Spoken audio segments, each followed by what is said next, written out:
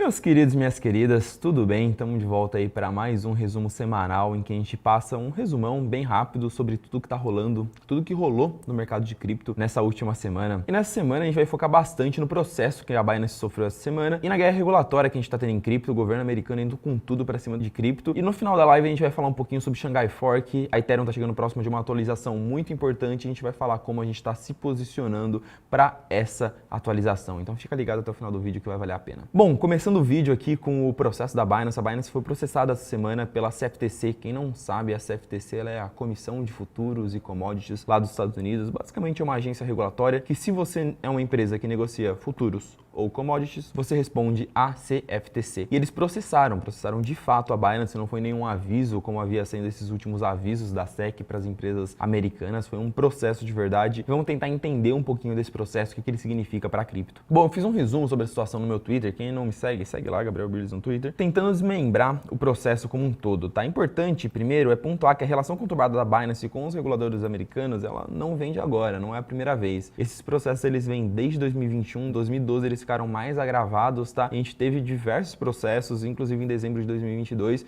o Departamento de Justiça americano, um outro órgão, né? Eu já falei de CFTC, falei de SEC, agora de Departamento de Justiça. Um terceiro órgão falando que ia prestar queixas criminais contra a Binance e o CZ por fraude, lavagem de dinheiro e um monte de coisa. Então a relação conturbada da Binance com o governo americano não vem de agora, beleza? Só que isso esquentou mais porque antes eram só ameaças, antes eram só avisos e agora virou um processo de fato. E vamos tentar desmembrar esse processo, tentar entender realmente o que aconteceu sem juízo de valor do que é certo e do que é errado. Novamente, o que a gente tem até agora é um documento da CFTC com várias acusações em relação à Binance e a Binance se defendeu falando, olha, a gente não fez nada disso. Então até agora não tem nenhuma definição e a gente também não é nenhum especialista jurídico para chegar aqui e falar, olha, esse processo faz sentido, esse processo não faz sentido, a Binance é boazinha, a Binance é má. O que a gente está fazendo aqui é trazer a informação para vocês da forma mais imparcial possível. Foram 3 acusações no total, tá? A primeira acusação é que a Binance ela teria facilitado o acesso de cidadãos americanos à plataforma para negociarem na Binance. Quem não sabe, a Binance ela não é possibilitada de operar nos Estados Unidos, então ela deveria ter um Know Your Customer, deveria ter um compliance ali dentro da sua conta para impedir que cidadãos americanos operassem dentro da conta da Binance. E o que a CFTC está falando aqui é que a Binance ela fez justamente o contrário, ela permitiu e inclusive eles colocam alguns prints aqui mostrando que vários funcionários da própria Binance ajudavam os usuários americanos a acessar o site via VPN, né, fazendo uns cambalachos ali para eles conseguirem acessar o site. O processo ele conta com bastante insider, que basicamente são funcionários plantados dentro da Binance para colher informação.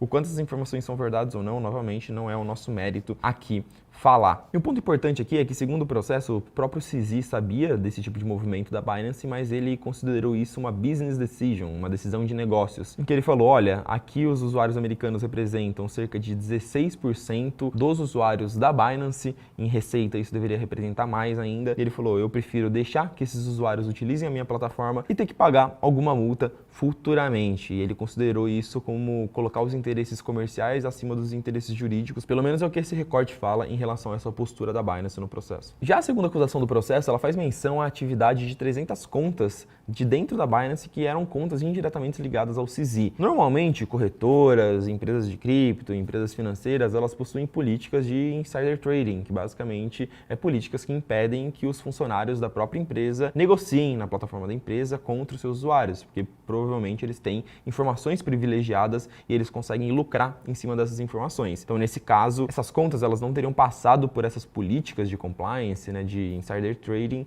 e elas eram indiretamente conectadas ao CZ, elas eram detidas por empresas que não são do CZ. Aqui a gente tem uma contradição, né, porque apesar da Binance ela não ser uma empresa americana, os órgãos americanos tentam ter alguma jurisdição em cima da Binance e ditar políticas internas de dentro da empresa. Então fica um pouco confuso aí se faz sentido ou não essa acusação do governo americano para uma empresa que não é americana. E por fim, a gente tem a terceira acusação, que ela é a mais bizarra de todas, tá? Mostra alguns prints de chats internos da própria Binance, mostrando que eles sabiam de negociações de grupos terroristas, como o próprio Hamas, mas segundo eles mesmos, eles veem, mas veem de olhos fechados, no sentido de que eles não fazem nada para evitar esse tipo de atividade dentro da plataforma. Novamente, meu mérito aqui não é vestir o meu jaleco de advogado e falar o quanto a acusação faz sentido, o quanto a acusação não faz sentido. É tentar entender o quanto isso representa para a cripto como um todo.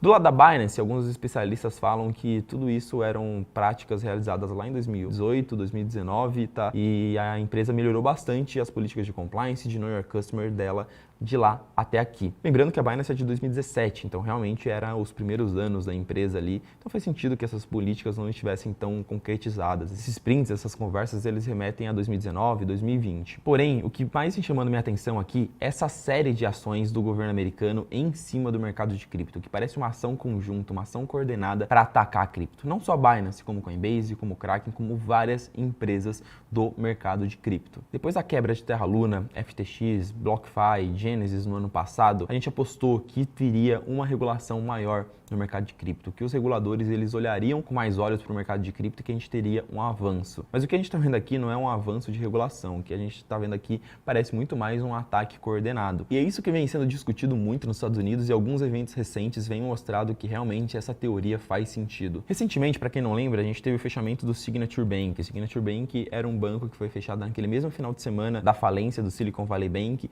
mas era um banco que até o momento não tinha apresentado nenhum problema muito grande de liquidez. Só que o Signature, ele era um banco muito relacionado a cripto, que oferecia crédito e vários serviços para empresas de cripto. E naquele final de semana, o Tesouro Americano, ele fechou forçadamente o Signature Bank numa medida de segurar o contágio, tentar evitar algo pior que acontecesse se o Signature Bank tivesse problemas com liquidez. O problema foi que logo em seguida o Signature Bank foi vendido para um banco de Nova York e o Tesouro Americano comunicou os clientes de cripto do Signature Bank que eles deveriam fechar suas contas e retirarem seus depósitos mesmo após a compra. O Barney Frank, que é um bancário bem famoso nos Estados Unidos e era um dos conselheiros do Signature Bank, ele foi bem incisivo em afirmar que o banco não tinha problemas de liquidez e que o fechamento do Signature Bank pelo Tesouro Americano era um aviso para todo o sistema bancário. Olha, fiquem longe de cripto. E o que vem sendo falado agora é uma operação estrangulamento 2.0, em que o foco de estrangulamento agora é o mercado de cripto. Eu trouxe um paper muito legal aqui de 2 advogados de Washington, que eles fizeram um paper de 37 páginas só falando como o governo americano está atacando o cripto e isso pode ser considerado uma operação Choke Point 2.0, que eu devo reforçar aqui que esse tipo de ação é ilegal. Eu não vou passar por todo o paper aqui, eu vou deixar o paper na descrição, o link na descrição para quem quiser consumir. É um paper muito bom, tá? E ele mostra exatamente todos os pontos e como a gente vem tendo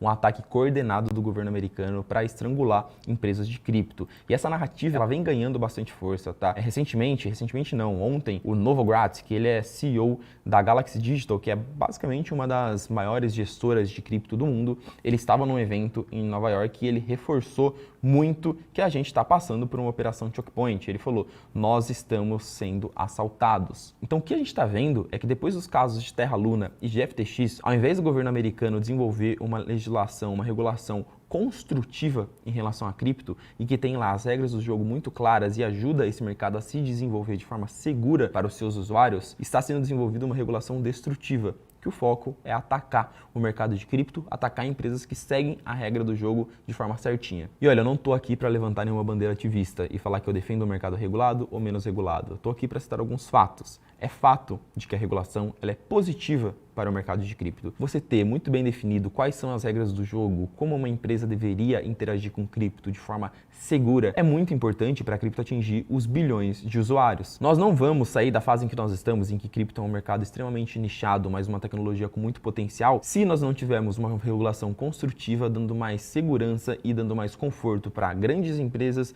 e grandes usuários entrarem no mercado de cripto. E como os Estados Unidos parece que não está disposto a fazer isso, alguém mais fará. Apesar dos Estados Unidos ser o maior hub financeiro do mundo, ele pode vir a não ser o maior hub financeiro de cripto do mundo. Essa é uma narrativa que está ganhando muito força nos Estados Unidos e falando sobre a criação de um hub de cripto em outros lugares. E tem alguns lugares que já estão se posicionando para isso. A própria Coinbase ela vem trazendo bastante texto lá no blog deles falando sobre países que estão se posicionando muito bem para liderar a questão da regulação e formar um hub, formar um ambiente mais amigável para cripto. Eles destacaram aqui como a Austrália está liderando essa corrida, tá? E como eles vêm fazendo uma regulação que ela foca muito para cultivar a inovação dentro do ecossistema de cripto e ajudar essas empresas a crescerem. Outro texto da Coinbase, inclusive fazendo uma provocação direta que os Estados Unidos vai ficar para trás, a Europa está ganhando. Falando também sobre como na Europa está sendo desenvolvida uma regulação, está sendo desenvolvido um ambiente muito mais amigável para cripto. E o próprio governo de Hong Kong, tá? Os próprios reguladores de Hong Kong, o Banco Central de Hong Kong, fazendo reuniões com empresas de cripto do mundo todo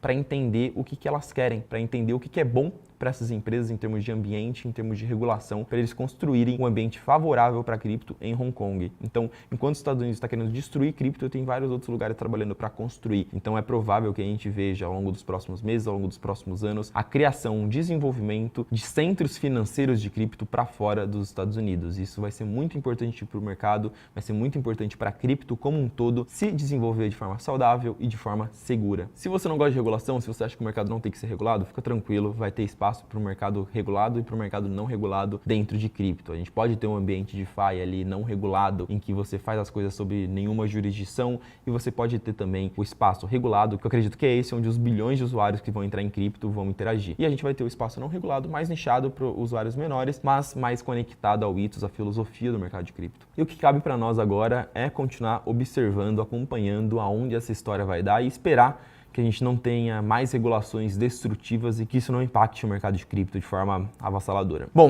falar de coisa boa agora, vamos falar do Shanghai Fork. Shanghai Fork, a atualização mais importante do ano para a Ethereum, liberação dos saques que estão travados na Ethereum, vai rolar no dia 12 de abril, a gente está monitorando isso já há alguns bons meses e o mercado vem se posicionando de forma mais pessimista para o Ether, o que é natural. Quando você investe num ativo, você investe numa empresa que está próximo de uma atualização muito grande, você fica com medo, você fica mais averso ao risco. O mercado não gosta de incerteza. Se tem alguma atualização muito grande, muito próxima, tanto quem tem Ether está mais disposto a vender para não correr esse risco, e quem não tem, não está tanto disposto a comprar. É muito melhor falar, olha, daqui 2 semanas vai ter uma atualização muito grande, que eu prefiro fazer, eu prefiro esperar essa atualização e depois eu compro. A gente vem acompanhando essa dinâmica há algumas semanas e hoje eu trouxe alguns indicadores que eles mostram um pouco disso, tá? O volume de opções do Ether, ele bateu all time high, ou seja, ele bateu a máxima histórica poucas semanas, bateu agora, algumas semanas antes do Shanghai Fork. O volume de opções mostra que possivelmente o investidor ele está buscando se proteger, montar um hedge naquele ativo, porque ele está com uma perspectiva de uma variação de preço mais negativa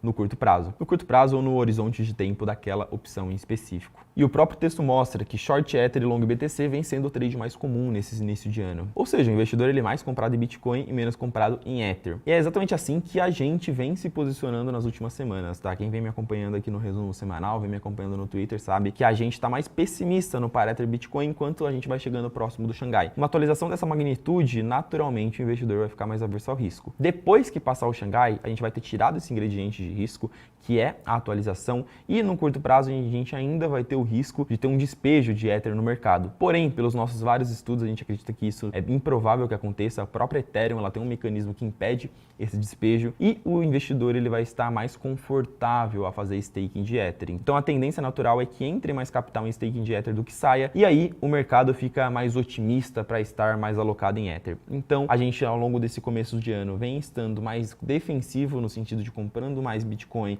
e menos Ether, e a gente pode assumir uma postura mais ofensiva depois que a gente tiver o Xangai, tiver saído esse ingrediente de risco, e o caminho estiver aberto para o mercado estar mais otimista em relação ao Ether. E toda essa nossa estratégia de estar mais comprado em Bitcoin, estar menos comprado em Ether, estar comprado em altcoin no momento certo, estar comprado na altcoin no momento errado, basicamente a gente faz essa estratégia na nossa carteira aqui da Mercúrios, que vem perfumando muito bem desde 2020, aí a gente vem batendo o Bitcoin com consistência, o que é um motivo muito grande de orgulho. E aí eu entendo que a gente tenha feito isso por saber ler os ciclos de mercado e como se posicionar em cada um deles. E na próxima semana a gente vai fazer uma sequência de lives explicando como que é a nossa filosofia de investimento, como que a gente se posiciona no mercado de cripto e como a gente acredita que é a estratégia vencedora de longo prazo para a gente ser vencedor, um investidor vencedor nesse mercado de cripto, tá? Eu vou deixar o link aqui na descrição para vocês, para todo mundo ir lá acompanhar essa sequência de aulas que eu garanto que vai ter uma qualidade show de bola, beleza? Então é isso, pessoal. Mais um resumo semanal saindo do forno. Espero que vocês tenham gostado do conteúdo. Se não gostaram, comentem aí pra gente melhorar. Se gostaram,